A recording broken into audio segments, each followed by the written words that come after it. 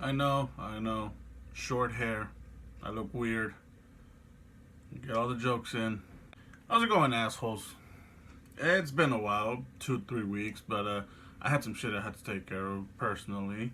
Nothing bad. I just had to get my eyes checked. I'm getting glasses soon, so yeah, that's why I was gone for 2 to 3 weeks.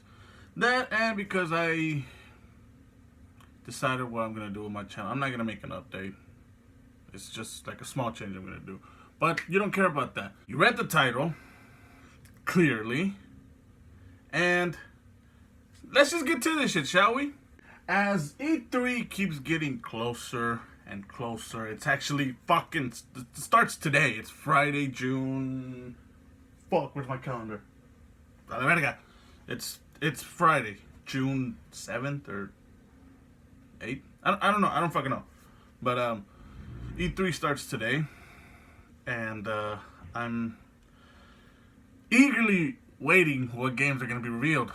But that also got me to think, wouldn't it be fucking awesome if some old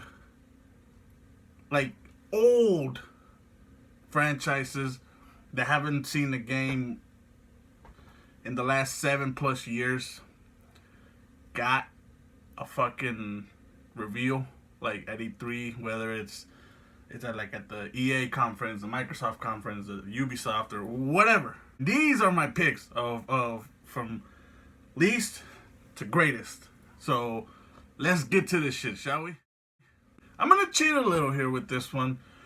Destroy All Humans. I fucking love Destroy All Humans. It's one of the few games I played on the PlayStation 2 because my cousin Gabriel had a PlayStation 2 and he had Destroy All Humans 1 and 2. I played Rise of Big Willie or Revenge of It. It's a dick joke. I remember it being a dick joke. But I played it on the Wii. I don't know if it was exclusive on the Wii or if it was on the PS2 or on the Xbox. I don't remember.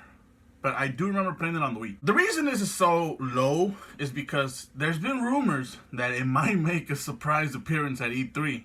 So that's why I say I'm cheating here. And I highly believe it's gonna make somewhat of an appearance at E3. I don't really know what conference it is. More than likely, it's gonna be at a Microsoft conference. The reason I say that is because THQ. I don't think THQ is gonna have a press meeting. They're the ones who own the game. They actually bought back the rights a couple of years back, so they can remaster the trilogy onto new consoles. So it makes sense. And but yeah, that's at the bottom because there's a possibility it can show up at E3. So I'm cheating. That's why I made it 8 and not 7. You know, because normally it's 5 or 7 or 10. Those are the fucking numbers, people. So yeah, it's 8. Deal with it. 7 is a fucking game franchise that I fucking enjoyed when I had a 64. F.ZERO. I mean, little did I know that F.ZERO actually started in was it Super SNES or NES? I don't remember. But it started before the N64. I was introduced to F.ZERO in the 64 version, F.ZERO X.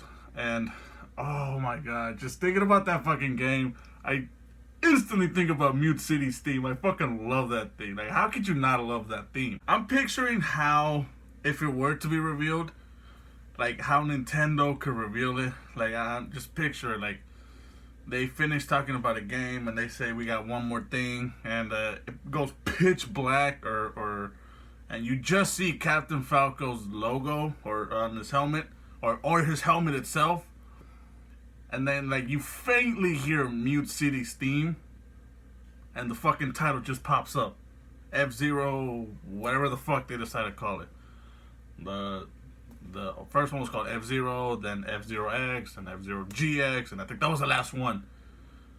But, damn, it would be awesome to see another fucking F.ZERO game. It's been fucking 16 years, I think, since the last one, so this is due for either a reboot or another sequel. I really doubt this is ever gonna happen, but Midnight Club. The reason I say I doubt it's gonna happen is mainly because Rockstar, if you don't know, Rockstar makes Midnight Club. they generally tend to focus on one game at a time. It's not like before when they could, like, the industry changed to the point where a studio has to focus on one game at a time. Especially now that Rockstar introduced GTA Online, that kind of changed their games. Like, they only focus on one game at a time now. They focus from GTA 5 from 2013 to to just last year when RDR2 came out. They still kind of focus on it, not as much as before because they're focusing now on Red Dead Online. But what I'm saying is, because Red Dead Online just came out fucking 7-8 months ago, I highly doubt the next Rockstar game is gonna be coming out anytime soon. Whether it be Midnight Club, the next GTA, Bully 2, even Manhunt. I know they're never gonna touch that series again. I can't blame them, but it would be pretty awesome. But like Midnight Club, because it's been 8 years. 2011, I think, was the last one, or 2012. I can't. It was Midnight Club LA. I know that because I used to have it. But yeah, I just feel like Midnight Club is due for a comeback. This one is gonna sound a little odd. Not that many people played it, from what I've heard. You might not know what the fuck this game is, but I had the pleasure of playing this game, Time Shift. It's made by FZero Entertainment. I think it was just like made by them. I think it was both published and developed by them. I'm not sure. I do know that FZero went, like, I think they were bought out or they went bankrupt. I don't remember. So whoever bought out FZero or bought out their assets, I don't know who, if anyone did at all. This isn't gonna happen, but it would be fucking awesome if it did. I'll give you a quick briefing of Time Shift. Time Shift takes place, I can't remember when because I played it back in 2009, 2008. It takes place years in the future. You got the beta suit, which is basically a suit that can manipulate time. The three functions you mainly use it for are to stop time completely, to rewind or fast forward. Depending on the mission, you can either rewind it or fast forward. And the third function was, I think, like a warp, where you can like kind of like not slow it down, but you can move faster than anyone in real time. It's confusing. I don't know how to explain it, but that's like one of the main functions of the suit. And depending on the difficulty, you use actually that function a lot. The reason I want to see a sequel is because the ending was somewhat sequel baitish, but it did leave on like a lot to be desired. The game was great regardless, but it did leave, like, it left me wanting more. But FZero went bankrupt. I don't know if anyone else bought the rights to the game. If no one did, then I guess it's in purgatory or limbo or whatever you believe in, and we're just gonna have to accept it. I don't know how many of you played Blitz The League, but Blitz The League, in my opinion, is fucking better than Madden. First of all, because it's more violent. There's cussing, and I just found it much more user-friendly than Madden. It came out in 2009, and I actually owned Madden 09 for the 360. It was a birthday gift, it was a Christmas gift, so, I mean, I wasn't gonna, like, say, no, I don't want it. I played it, and I just was not really into sports games. It's ironic now that I own NHL 19. It was free for the Xbox, so what the hell, might as well get it. I prefer it over Madden. I was really captivated by the story. I never finished it because I was in Division 1. You go by divisions, or Division 3, I can't remember. But you go, I think, the 3rd division, 2nd, then 1st, or 1, 2, or I can't remember. But I was like in the very, like, towards the end. Like, I think I was like 1 or 2 games away. But the fucking LA Riot, that's what the team is called, I couldn't beat them. I just could not fucking beat them. So I never finished the game, but I loved the game nonetheless. And during the Game Awards, I didn't see the Game Awards live, it's a good thing because I didn't like I was able to react to the Mortal Kombat trailer, but like afterwards I saw the Game Awards live stream, and when I fucking saw Ed Boon come out and like the whole sports and thing, I was like, oh fuck, Blitz the League is coming back. Then I see Scorpion Spear, and my dreams were both crushed and revived in a matter of half a second. Crashed because no Blitz the League, but revived because we finally get to see Mortal Kombat 11. I think NetherRealm or Warner Brothers still owns it. They bought most of the shit that Midway had when they went bankrupt, so I'm pretty sure Warner Brothers or NetherRealm, whoever the fuck, still owns Blitz. So come on, Warner Brothers, give us Blitz. I fucking love that game. The first and the second one. Please? Here goes another game that's made by Midway, and I know a lot of you have played it. Rampage. Now, I'm not saying it just because the movie came out last year. I love the movie, but, like, no. I remember having fucking, just going through these fucking lists makes me feel nostalgic as shit. I had the first one on the, was it the NES? Or the I think it was the SNES. I had Rampage, was it called Rampage World? No. World Tour? Yeah. The second one, which was the first one for the 64, was called World Tour. Then the third one, which was called Rampage 2 Universal Tour. Then they had a third one, but I think that was for the Wii. I didn't, like, we had a Wii, but I never got to play it. So I don't know how that one was. But yeah, I fucking love those games. And I still know the cheat codes by heart. So that says how much I love that game. When the Rampage movie was announced, I really didn't know how to feel. Like, I knew they were gonna fuck it up somehow, but I was still into the movie. Like, I still liked the movie. Like, don't get me wrong, I don't agree with the fact that Ralph fucking flies. No. Like, he can never fly. No one could fucking fly. You literally go like that in the fucking game and you couldn't fly. So I don't fucking see why they gave Ralph wings in the fucking movie. It boggles my fucking mind. I'm serious. Like, that's one of the funniest things about that game too. You fucking fly off a building and your fucking arms go like that. That's the funniest shit in that game. I might sound like a madman because I'm screaming because, but I'm just fucking picturing it as I'm fucking speaking about it. I would love to see how either this generation, which is almost over, or next generation, I would like to see how they would tackle it. Would it still be a side scroller, or would it be like a bird's eye view, just running around destroying shit? Like what was that game called? That Godzilla game. Fuck. Was it even a Godzilla game? I can't remember. But it's basically a game where like you were destroying the whole fucking. Yeah, it was Godzilla. I remember now. It was Godzilla Destroy All Monsters Melee. It was on the GameCube. I remember. Would it be like that, or would it be like how Microsoft is doing it with Battletoads and just like kind of like remaking the game kind of the same way? Like okay, that's a bad analogy, but what I'm trying to say is I would like to see it as a back to basics 2D side scroller. But I mean, I would also like to see something new. Who knows? That's even if the fucking game is coming out. But it's not. Even though it would be fucking awesome if it was. Oh well. F.E.A.R.